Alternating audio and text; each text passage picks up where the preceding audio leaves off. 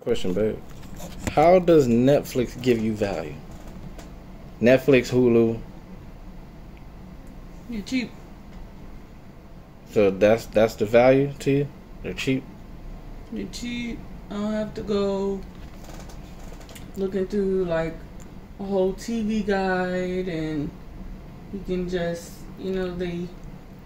they also tailor your profile based on things that you've watched. They suggest certain things that you may be interested in based on other things that you've watched. When you watch something, they put it in that little continue watching category, so you can go back and resume from where you left off. You can search for particular movies or shows that you want to watch. It's easy and simple. I don't really see the point of like regular cable TV. It's like, I think the world, we're just getting busier and busier. So it's like, cable TV is becoming, in my opinion, obsolete. I mean, don't get me wrong, there's still a need for it, but it's like, I won't say it's completely obsolete. I would just say it's semi-obsolete in the sense of, like I still watch certain things that are on cable TV, but my mom has cable, so I just sign into her account. There's no, why am I going to pay for it? No. I mean, and that's not because I can afford it. It's just, why am I going to pay for something that I only watch every once a blue moon? Yeah. You have to think. And some people that I've talked to that are just really successful people, they always say, find a way to save. Find a way to cut costs somewhere. Anything in your life. You'll see a lot of people that are very successful and know how to manage money very well, and a lot of them are frugal in their personal lives. They drive regular cars, and they still have some of them still have the same house for the last 20 years or so, and they don't buy Dolce & Gabbana and Prada and Gucci and all of the top brands, Yves Saint Laurent and all this stuff, because they know that it serves no purpose really. It'd be better to invest in my opinion, when you think about big purchases like cars and clothes and shoes, it'd be better to buy some art. Okay, quick question, because I'm just trying to do a little survey. What value does TikTok, Facebook, Instagram, you rarely use Instagram, but I do TikTok. What value does TikTok bring to you? TikTok used to just be more, I believe it used to be Musical.ly. Yeah, it's still Musical.ly in China.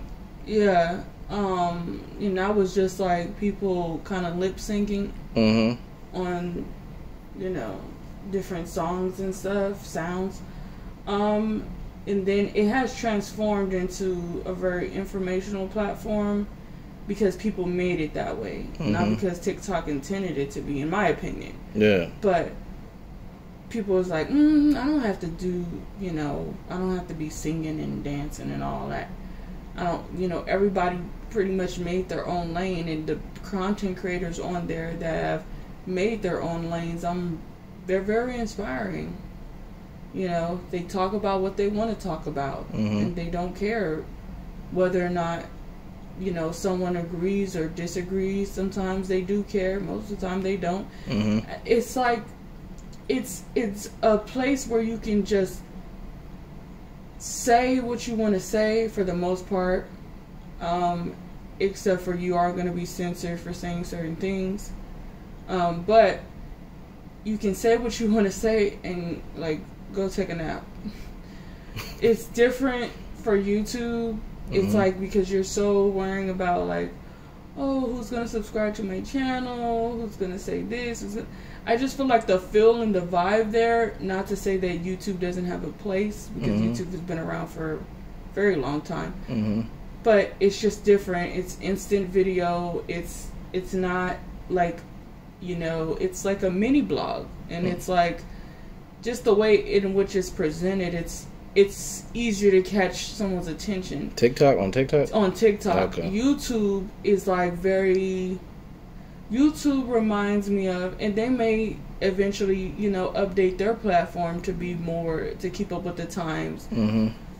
YouTube is more of like the camcorder of the new digital cameras that we have now. Hey, that's a real shit. Yeah. So it's like,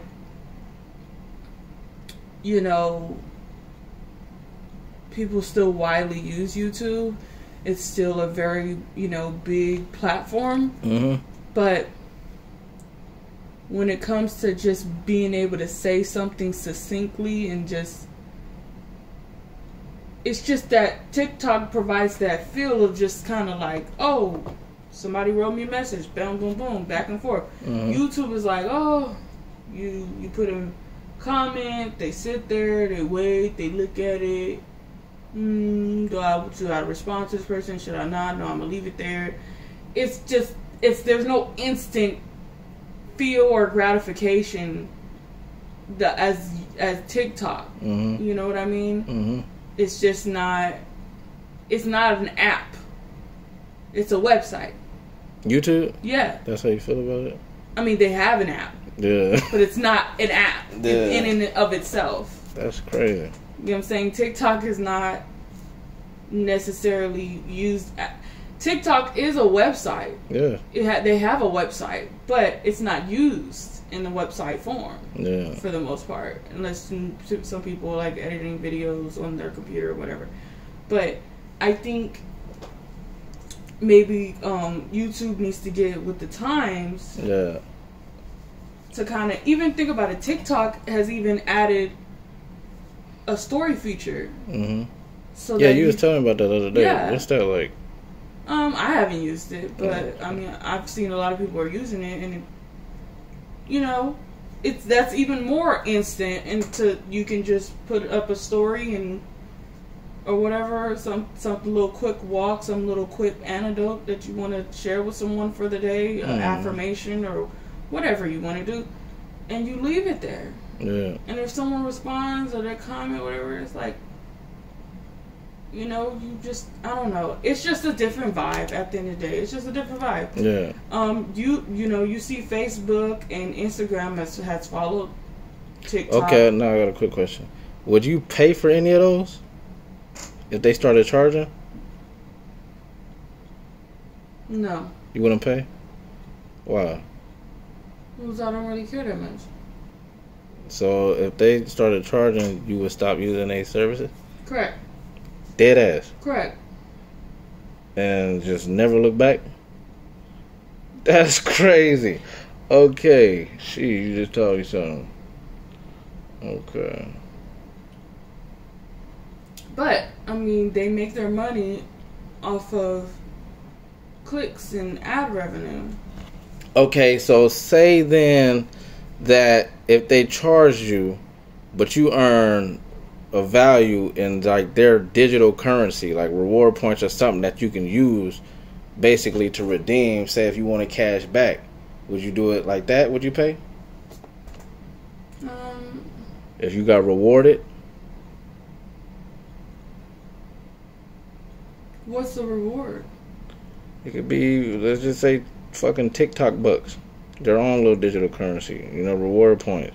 Offers. They send you offers. Personalized messages. Stuff like that. I think that I would pay a small fee if, let's say I was like I wanted to be a content creator, like a popular, famous content creator. Yeah. On TikTok. The only way I would pay a fee, and it would be a very small nominal fee, is if they promise to like put me in groups with other people, or put me in like networking groups to like network with other people that are in the field or genre or niche that I want to go in, and like those people are like there to like help support me or help support the community or some type of benefit. Yeah. Something like that, like a networking fee. Okay. Yeah. You know, like, hey, you pay, I'm just throwing a number out there, I pay $2.99, $3.99, something like that a month, and let's say I'm not a content creator, let's say I'm looking for jobs. You know, all over TikTok people are posting jobs, and you would pay for that? To yeah, have access to that? Exclusive jobs. Exclusive jobs? Or even if it was like a service per se, like we had, like, okay, if we're just brainstorming here, so without restrictions, without restricted thoughts, like no idea is dumb, right? Because that's the best way to brainstorm, to just think like no idea is dumb, no idea is like restricted from, like, don't even think, oh no, that's stupid, like just free thought.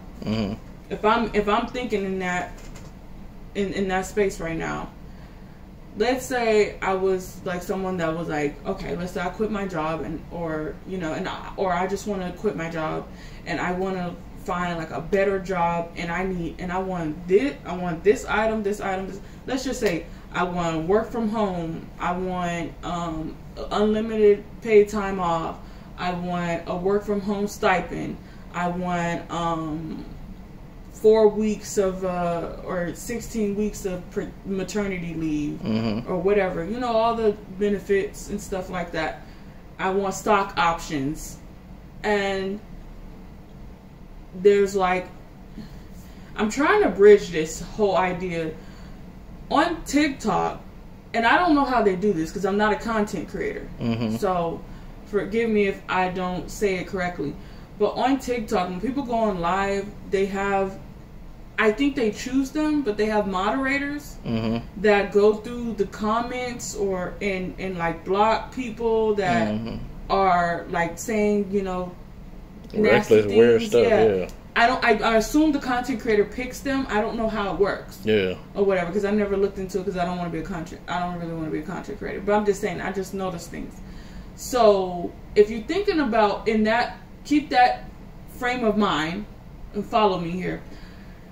If you created a service where people can network with people that have access to what you want, like for instance, a recruiter that, you know, has all these different companies that they know of that are hiring, and I put in an order.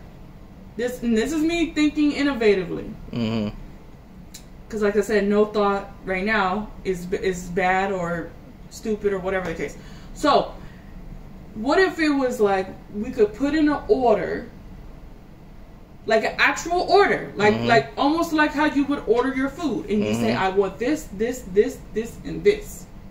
Can you help me find a job like that with these things that I want on here? Should they already have the description of that, or an order that you can enter in what you want? No, that's what I'm saying. You tell them what you want. You tell them what you want, and you pay for it. You tell them, no, you're paying for the service. Let's say so like a $2.99 fee. Just say, I mean, it'd probably be more than that for something like this, right? Okay. Because it takes time. But let's say it's a membership fee, or let's say it's a flat fee. I don't know. Okay.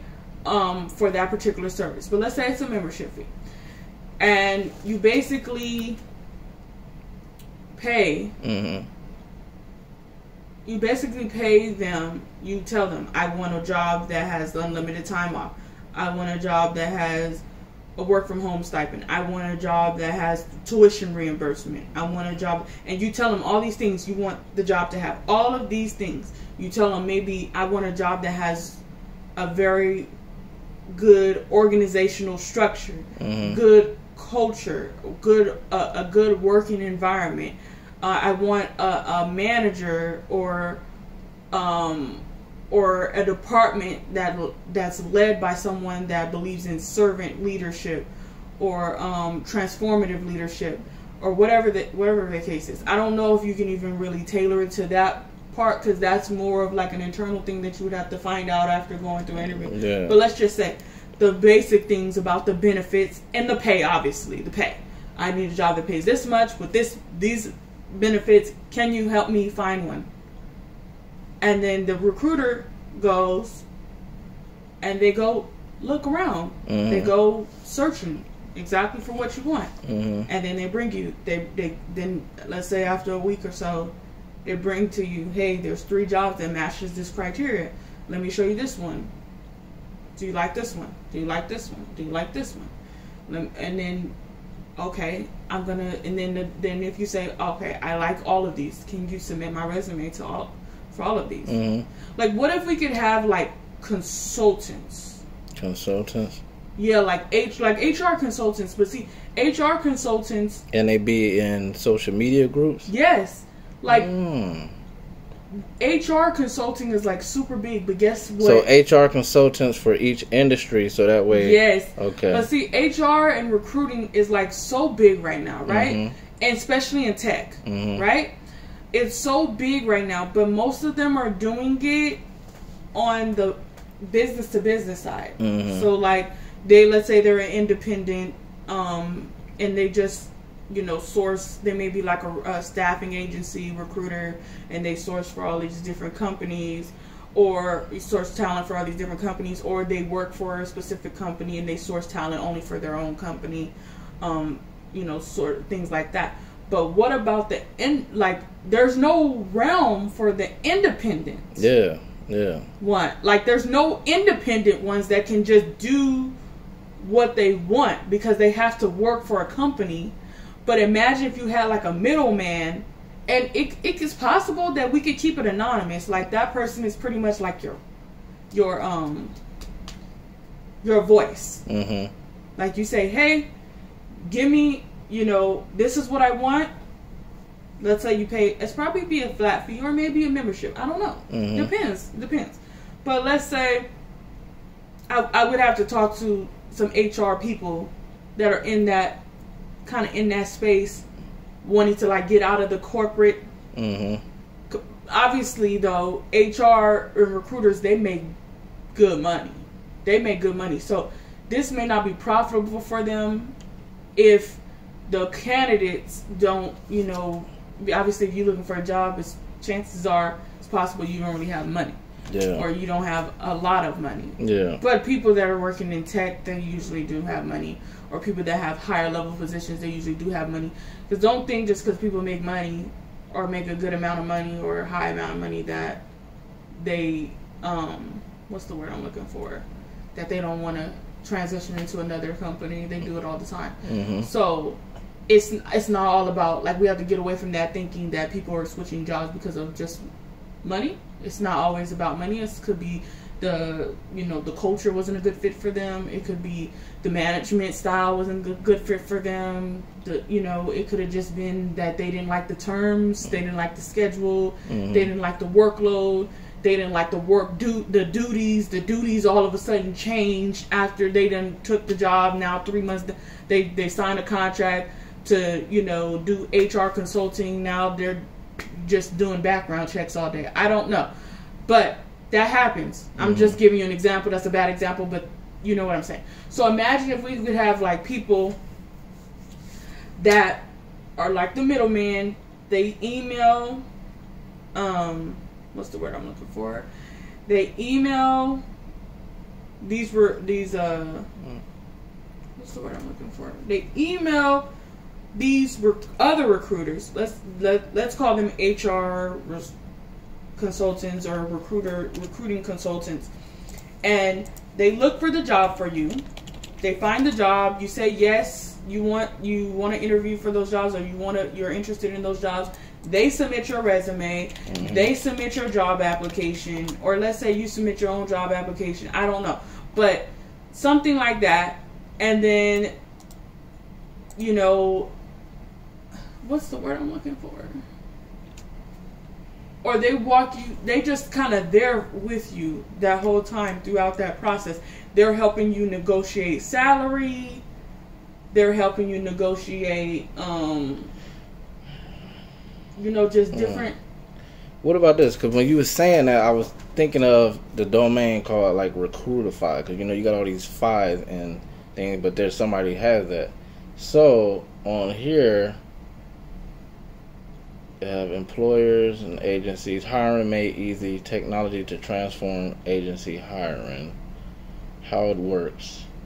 Manage agency, consolidate current agency vendors onto a single platform, direct soliciting agencies to your career page for Recruitify to vet and onboard, leverage Recruitify's vast community of expert agencies, assign job, match automatically to the best agencies to fill any role anywhere. That kind of sound like what you're talking about?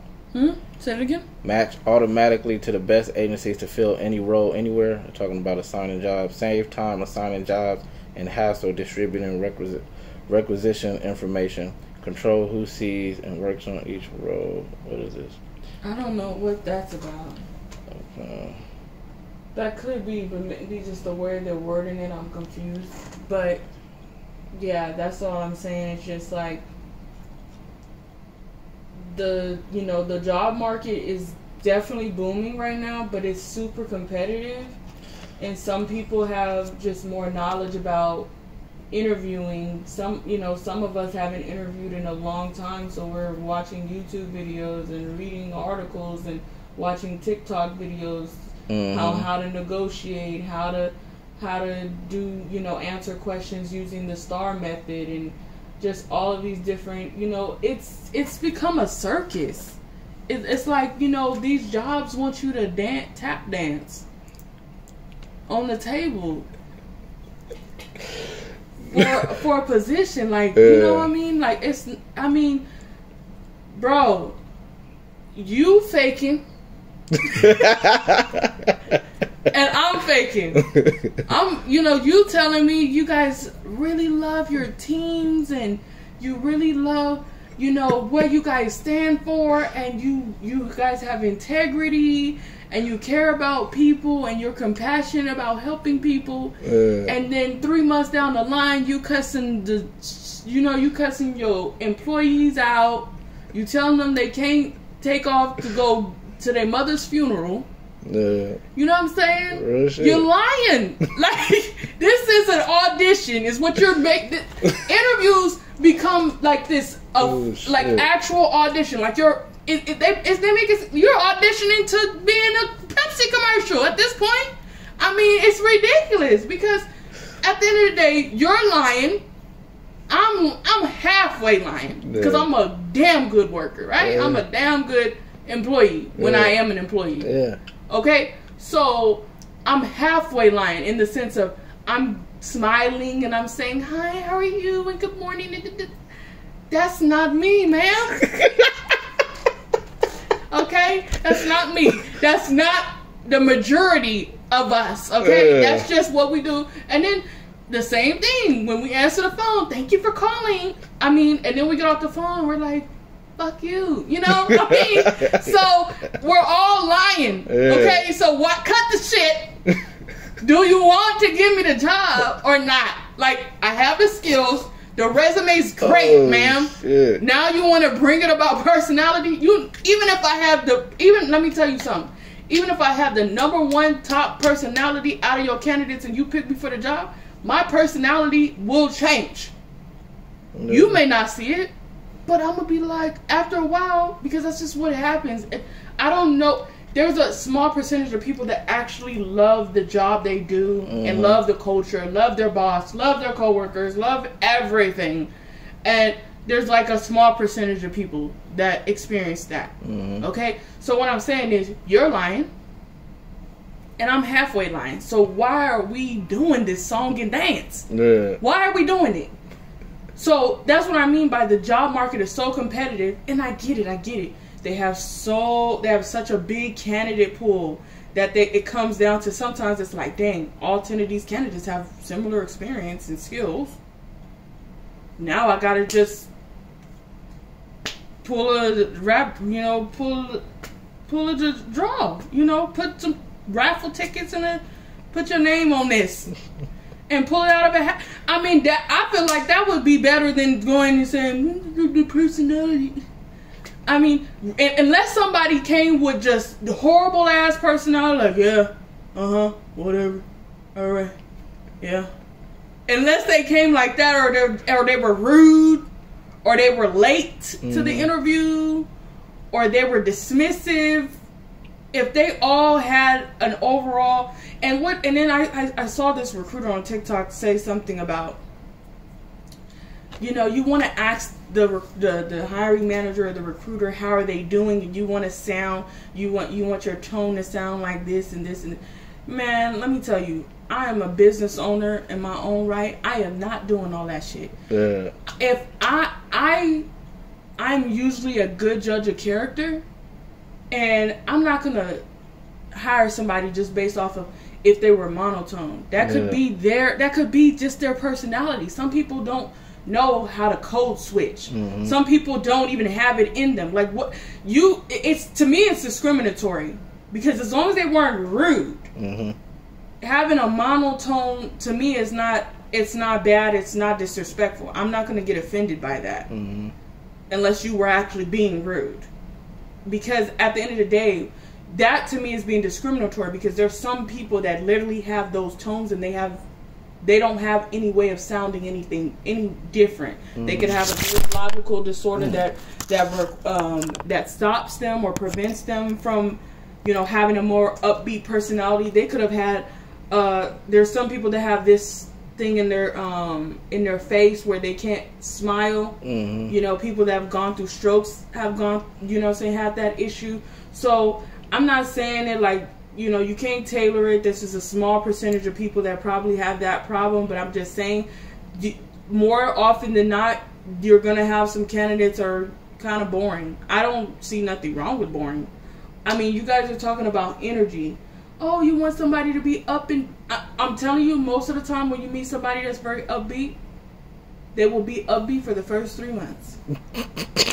No, real shit. Till they get you comfortable around this bitch. Yeah, until it sets in that, like, what you got hired to do ain't really the case. Ain't what you doing. That ain't... Nah. That's what they told your ass to get your ass in here. And I'm telling you, these companies are slick as fuck. Man, you would get hired. Let's give you some perspective here. You'll get hired to pick up trash, okay, around the building. Next thing you know, they got you doing all type of shit. You doing CPR in the garage. You helping people jump their cars. You taking shit. You taking dogs to the pound.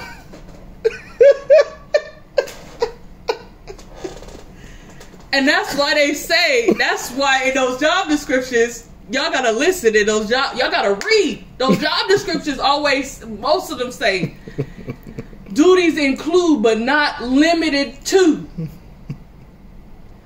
Or they use suggestive language that basically says they could make up any motherfucking thing. Man. So you could be in HR, yeah, but you're gonna be picking trash up. In the next 6 months, you're gonna be picking trash up. You're gonna be cleaning the bathroom. I'm being over exaggerated, but the jobs do that though. I'm just saying that happens, and it's not to say that any job is beneath anybody. But if you hire me to be customer service, and I'm getting paid X amount of dollars, and then now you got me doing my co-worker's job, you got me doing the job of a different department, you got me floating around. Yeah, that's what happened when I was at the VA. The supervisor's job, the manager's job, and you taking credit for all the work I'm doing, and then you going and reporting to the director, we're doing a fine, good job, and I'm doing 70-80% of the workload of 40 people, and everybody else is cruising, and they getting the best performance evaluations. Excuse me. And then they say, well, we just, people just can't be like you. Well, you're just not an empowering person, man. You're not a manager that knows how to empower their employees to work at the level they need to. You don't know the job, so how can you empower anyone? You don't know the job. You don't know how to teach them, train them, because you don't know the job. you don't have resources, they may be asking for it. They may be asking, okay, well, you want me to perform at this level or this level. What type of resources are you going to provide me? You're going to provide me extra support, training? Are you going to put me with someone that's a veteran that can help me? Someone, and not just any veteran. Mm-hmm. Somebody that's nice. Mm-hmm. Somebody that's going to be patient. Somebody that's going to support me. Someone that's going to genuinely want to help me. Because you're just putting me with any old person that's been working here for 20 years. They're like, they don't give a damn. They just like, ma'am, I'm here to, you got to get it. Did you get it? If you sit with that person for 30 minutes, they're like, okay, and they gave you like 30 different things you got to do, 7 different screens you got to pull up, and they say, you got it? I showed her the other day, Mr. James. She just can't get it. So that happens all the time. The onboarding process in the first 90 days of people going into the workforce and starting a new job is like, it's so horrible. They just say, oh, we're so excited for you to be joining the team. And you're so fucking excited. You're like, oh my gosh, I got this new job. Mom, I got this new job. Guess what? It's work from home. They're paying me. Guess what? How much they're paying me? Guess how much they're paying me? They're paying me $80,000. Guess what? I get my own office, my own work from home office. They're going to set it up. They're going to give me all the equipment. I don't have to pay nothing. When I have a baby, everything going to be straight. Unlimited PTO. Watch that unlimited PTO. It could be a good thing or a bad thing, because that unlimited PTO, then you shit. 2 years in, you probably only taking maybe a couple days off in the last 2 years. You say, okay, I'm taking a 1 week vacation in a few months. Here's my request. Oh no. Oh no. Why do you need time off? It's unlimited, ain't it? And I ain't been and the time that I've been taking is very limited at this point. So is it truly unlimited? Because if it's not, then maybe we need to talk to legal. Maybe we can talk to the legal department, because you're not keeping me here, ma'am. The problem is, I'm just rambling at this point. But I'm just saying that I think that's a space for people, maybe junior recruiters or people that just maybe want to provide a service.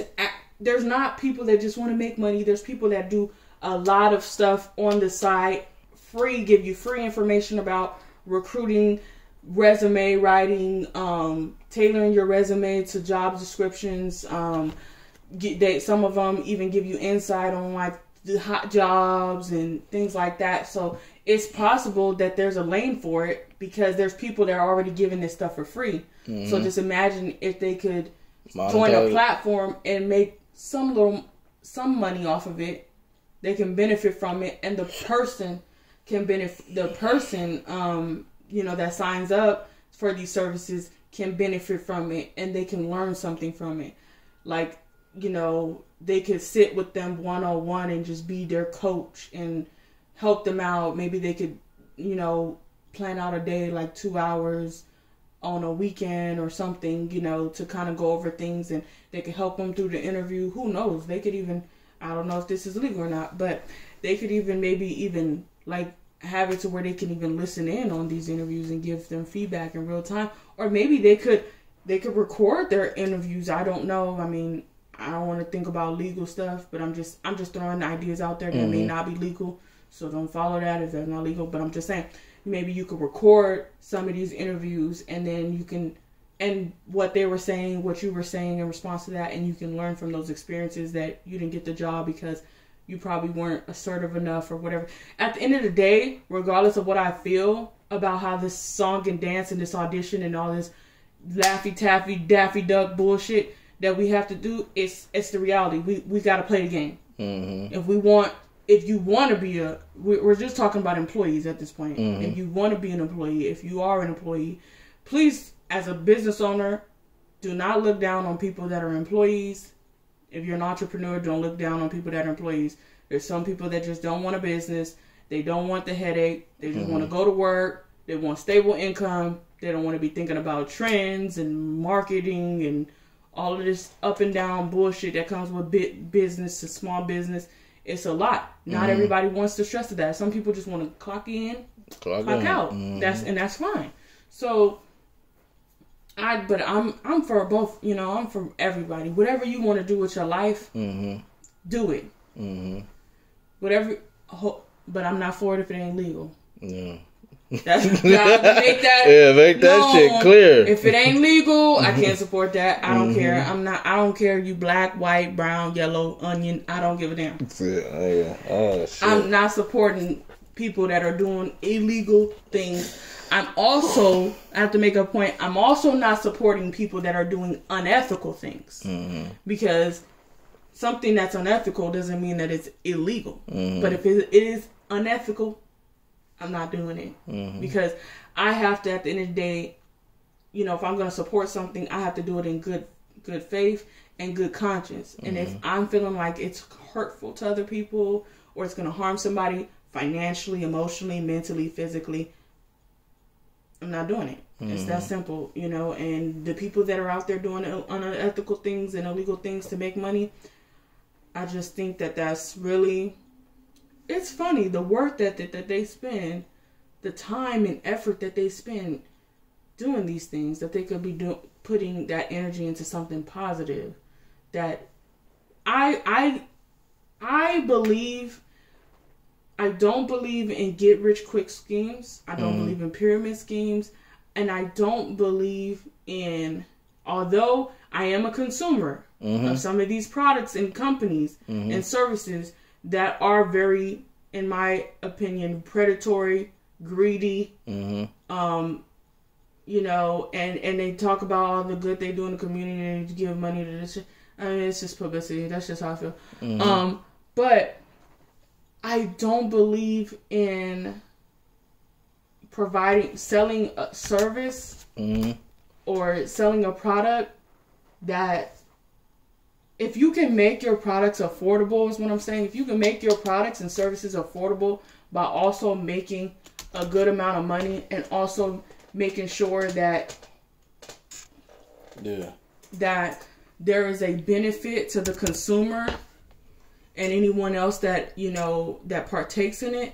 That's what I love opportunities where there are mutual benefits. Mutual benefit on both sides. It's beneficial to the owner. It's beneficial to the consumer. And it doesn't necessarily have to be equal 50-50 mutually beneficial, but it needs to be, it can't be like, oh, it's helping me a little tiny bit, 5%, and the other person is gaining a lot more, or the company is gaining a lot more. And that's what I mean by predatory or just being plain greedy. Like, some of these people hike prices up, to make a whole bunch of money. And they're like, you got to understand, like, the economy is not really doing well in the sense of there's a lot of people that are homeless. There's a lot of people that are between being homeless. There's a lot of people that are struggling to pay rent, struggling to pay mortgage, struggling to pay car notes, struggling to keep all their bills together, struggling to pay student loan debt. I mean, there's just so many things that are like pushing people out of being happy, out of being who they want to be. So it's like when you add on more products and services that only take away from that person without adding a good enough or significant amount of benefit, then it just becomes, to me, it's not really beneficial, is it? So that's what I just believe in that. And I say in this instance, if I buy, I'll give you an example. If I buy this PlayStation controller from a vendor, let's say, I'm just giving an example, bad example, but you get the concept. I buy this PlayStation controller for $5, and I'll sell it for $500. And let's say this PlayStation controller, let's say I buy in bulk. Let's say I buy 100 of these. Let's say every one of these costs me $5. Let's say shipping costs me $45, which amounts to less than $2 per unit, right? Why charge $500 for something that you bought for $5. Yeah. That's greedy. Mm-hmm. Is what I'm saying. It's greedy. Mm-hmm. Is it legal? Yes, it's legal. Yeah, but it's kind of like price gouging, like a motherfucker. Is it unethical? Yes, it is. So no. Obviously, there's certain things that we buy that are just completely overpriced and we don't really have a choice. Mm-hmm. But to buy it because we need it for whatever reason, a vice, essential need, whatever the case is. But that's what I mean by not being beneficial. So if I buy this controller for $5 and it costs me, let's say, 50 cents to ship it, and let's say I pay, some other associated shipping fees or whatever, whatever else I may have to pay, vendor fees, yada yada. Let's say the cost of this overall cost me $8. Ooh. What? I was looking at some cameras for video content. Okay, so let's say this cost me $8 total to buy and to ship. Yeah. Right? So what would be a good price for this? $8? You asking me, or you just building up your scenario? $8 for this. If I buy this for $8 from the vendor, that's as cheap as I can get it without compromising the integrity of the product or the quality of the product, right? Mm-hmm. Let's say it's $8. Then I go and sell it for $25 or $30. That's not too big of a jump. No, that's reasonable. That's reasonable. That's beneficial. You're profiting. If you sell it for $25, you're profiting $17. Minus shipping and whatever. No, let's say the cost of the product and the shipping is $8. Okay. And you sell it for $25. You're making $17. Obviously, you still have to pay taxes, right? But the consumer pays taxes. The taxes. You just have to. So it really doesn't come out of that. But you do have to pay taxes on your sales. But $25 or $30, that's not necessarily price gouging for a product that functions and is not necessarily disposable. That's just not a disposable product. This is something that you would continuously use. You have a long-term use out of it, whether it's 1 year, 2 years, 3 years. It's a long-term use. And that's good value, you would say? I would say I would buy this. If this costs $8, I would buy this for $25 or $30, even $35, because it's not as simple as to just say, okay, this costs this much to ship, because you also gonna try to account for your operating expenses. If you have overhead at your store, let's say you have a physical store, you're gonna have to account for that. You have to build that into the price of your products so that you can, you know what I'm saying, you don't have to dip into your profit for that. So you account for that. But let's say you have no physical store. Let's say maybe you have inventory that is, maybe you storing it somewhere, you're paying for it to be stored. That may be a cost. I can't think of all the costs that associated with it, but I'm just saying the basics. So you may go a little higher. Even buying this for $8 and selling it for $40 wouldn't be too much price gouging if you think about the person that owns the product, who's selling it, what overhead they have. Obviously, consumers are not thinking about this, right? But I'm just saying, from a business standpoint, $40 for a product like this you're gonna have continual use for, and it's a useful product that you will probably use very often, then that's not a lot. But if you buy this for $8 and let's say you put $10 on top of that for operating expenses built into the product, that's $18, and then you sell it for $150. I wouldn't say it's price gouging, but I would say it's definitely overpriced. Over fucking price, yeah. Price gouging to me would be like selling this something you bought for $8, you add on extra expenses, $18, let's say $10 extra dollars, $18, and then you sell it for $250. That's really price gouging. Anything beyond that would be just, anything in that realm is just But $100, $150 is not reasonable. It's overpriced, but it's not like extreme in the sense of depending on the product. You know, a controller, something you're going to have a long-term use for. But then you also have to think about your competitors. How much are they selling it for? Why are you selling it for more? What does yours do that these others don't do? I mean, not if all the other stores are selling it for $50, well, you may want to go a little bit lower than them, or a little bit higher than them, or somewhere in the middle. Yeah. But I mean, and if you sell them for $30, you're definitely probably gonna get them.